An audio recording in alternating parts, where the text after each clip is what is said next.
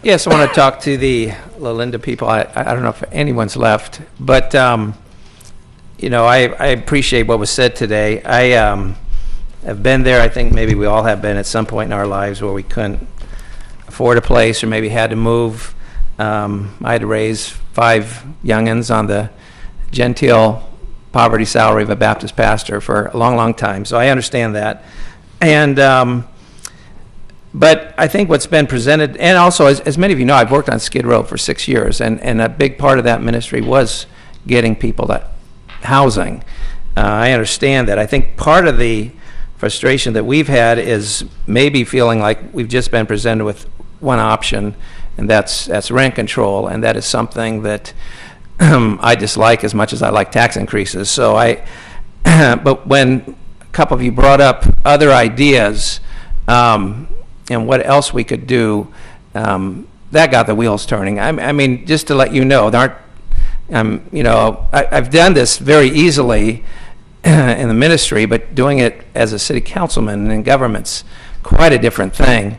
But I think as long as they're open to maybe some direction, I definitely think some things could be done. You know, as long as it's not just, if it's not rent control, it's nothing. But I think I know there are people out here, as we've talked about our community. I know the pastors out here too. I knew that there will be people who would like to offer help. I was just in Moreno Valley this week with it's called the Veterans USA. They provide housing for veterans very inexpensively. We'll house them for all their lives if they need to. There's a lot of nonprofit organizations that are out there. Maybe we can work at trying to connect you with some of those. Yes, it might involve a move, but moves aren't always bad. Sometimes they're actually blessings in disguise. I am also disappointed that comments were made and yet everybody left. It was made clear that we would respond at the end of the meeting. So there's no one to respond to for the comments that were directly. I know, but you didn't make those comments, so I'm not going to respond to the people who specifically made accusations and comments, and then they leave and rudely left the room, loudly, to interrupt you who are here listening. And as I said, we have all worked with them, all been to several mobile home parks and with meetings, and I know that the mayor and the vice mayor have met. Mr. Montanez and I have met with the owners. We've all made attempts with this. Could we do things differently? I'm sure.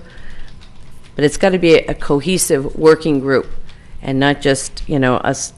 It seems to be the only answer that they're wanting to hear now is, like you said, is the answer is rent stabilization, and that's not always the answer that people want to hear. There are other alternatives, and we need to continue to at least work together, and that means they need to stick around and listen after the meeting too. But rather than coming and asking for us to find a way to fund it, they actually came with a possible solution. So I want to thank them for doing that, because as most of you see, everyone comes with a problem and expects the city and anyone else in the government to just fix the problem, and to actually have you guys out there looking for volunteers to come up with a solution. I just want to commend them for doing that. I think really they are truly the leaders of the community. I am going to address a couple of statements that were made. For those of you who've been coming to meetings and watching the meetings on TV, you hear me say the same things over and over again. And one of the things I say is you can't make an intelligent decision unless you get all the facts. Now, James stated that I said I would take care of him. That's not true. I didn't say that. So quite frankly, I never said that because I don't have that ability to do that.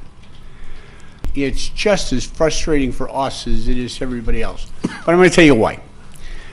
When there's an item on the agenda, we get to know about it. We get to talk to staff about it. We get to talk to the people in our inner circle that we all trust.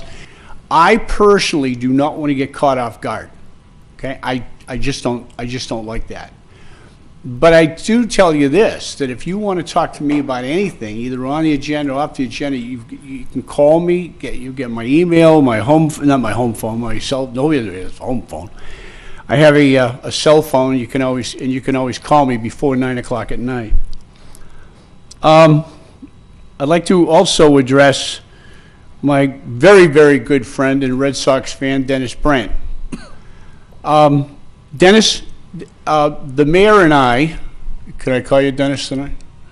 All right. The mayor and I spoke with the Corona Lolinda people 3 different occasions, and the last one was last city council meeting, right over there, right next to Aaron, and we explained to them our position.